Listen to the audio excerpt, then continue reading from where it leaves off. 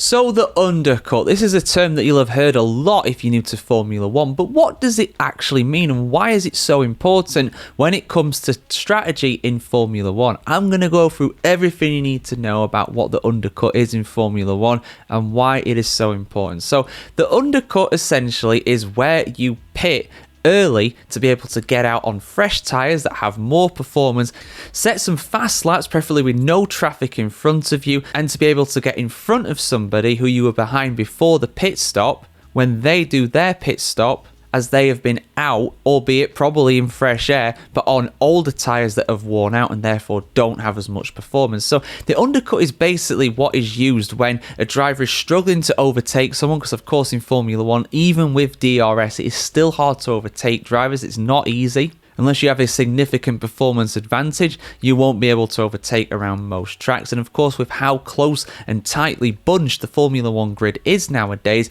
that is a very difficult thing to do. Look at the races in Japan and races like that. It's not just Monaco where it's impossible to overtake. It's also circuits like that these days too. But the undercut is one of the most commonly used strategy calls in Formula One. Now, that it's not perfect, there are disadvantages to it. If you pit early, you will be on tyres for a longer amount of time compared to your opponents. You might overtake them initially, but later in the race, they may well start to catch you up because you're on older tyres than what they are. You could also have a problem in the pits that could delay your re-entry to the track, and therefore you might not be able to get out in clean air. You might actually be behind another driver who will slow you up. Then you, of course, use more tyre performance to try and overtake them, and that's even if you get past. You might not get past, and you might actually end up losing a place because of that. And there is such a thing as the overcut as well, which is the opposite, where you stay out for longer and use performance that you may have been holding back on a bit to actually extend your advantage. Basically, you were sandbagging before that, now you're showing your hand and you can go full pelt for a few laps. Remember what hammer time was on the radio back in the early Mercedes days for Sir Lewis Hamilton.